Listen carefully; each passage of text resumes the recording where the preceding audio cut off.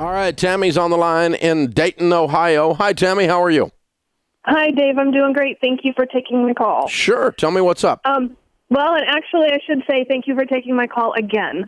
I called you on January 15th, 2 beers into a pity party from the bar after losing my job of 16 years, and it was quite a shock.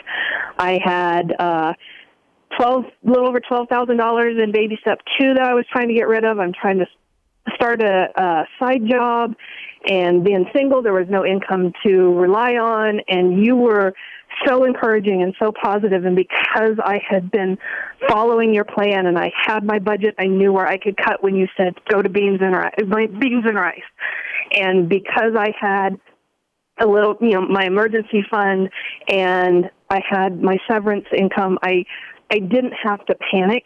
I didn't have to take the hour-and-a-half commutes with the pay cut on top of it down into downtown Cincinnati that I hate driving in. 10 weeks after I was laid off, thanks to your program and your encouragement and the encouragement of my friends and family, they're amazing. Without borrowing another cent, I got another job. That was April 4th.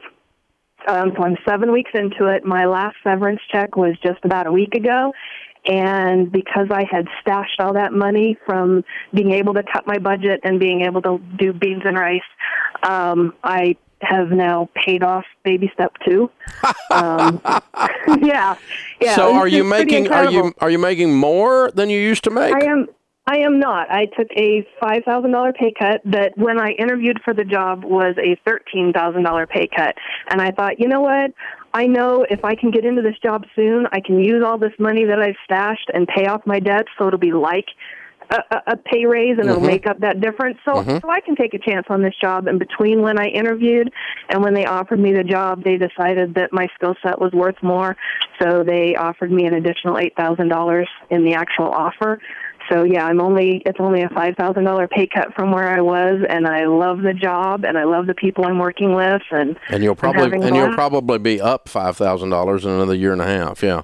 Exactly. Yeah. Exactly. Awesome. I've still got my mortgage on my house and the improvements that I had to make to get. I've got a business working with horses, and I needed to put in fencing and stuff like that. So I've got a little bit there, but this is the first time. I'm 46. I'll be 47 next month, and this is the first time since college that I have had no credit card debt and no car payment. I mean, I did the car a few years ago. I traded in one car and bought the other one for cash, and it's a 2004 Saturn, and it's got 160,000 miles on it, but it's running great, and it gets me back and forth. I'm fine with that. Yeah. So.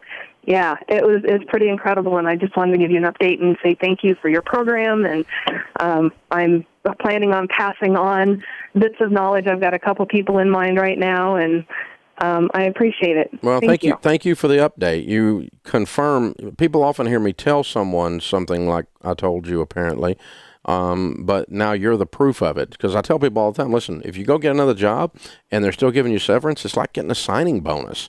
So getting laid off actually turns into like a good story, and yours has turned into a great story. Yeah, it was awesome. But because of the budget, it was easy to go, okay, well, I'm not going to be needing this much money here, and I'm not going to be. So it was actually extra, not only what I would have paid towards those monthly payments, but everything else on top of it. And it just, like I said, I'm making that last payment this past week to completely pay off all my cards was amazing. I'm so proud of you. You're a hero. Way to go. Thank you, Dave. Very well done. Thanks for calling in and sharing that. That encourages other people. Yeah, you get laid off, folks. That could be the best day of your life. Most people don't think that way. But it very well could be the best day of your life. If you sit around and act like it's the worst day of your life, I can pretty much guarantee you're going to ensure that to occur. It's self-fulfilling prophecy. But, you could be going, thank God I'm finally free of those people, and they're giving me money to leave. And I get to go over here and find some people I actually like and a better job and an upside. And that's exactly what Tammy did. And she put money in her pocket in the process. It's a good day. It's a good day. It's a day to celebrate. Yeah, it is a matter of how you look at these things sometimes. And Tammy chose to look at the glass as being half full. It's really not fake optimism or weird positive thinking. It's just a way of looking at things that is as accurate as the spirit of Eeyore.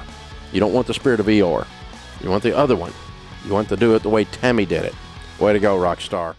Hey guys, thanks for watching. If you enjoyed this video, click the subscribe button to get the latest content and check out these other great clips from the show. So you have to break the cycle. You have to flip this thing on its head and make it behave. You've got to get so fired up and wired up that your broke friends think you've lost your mind.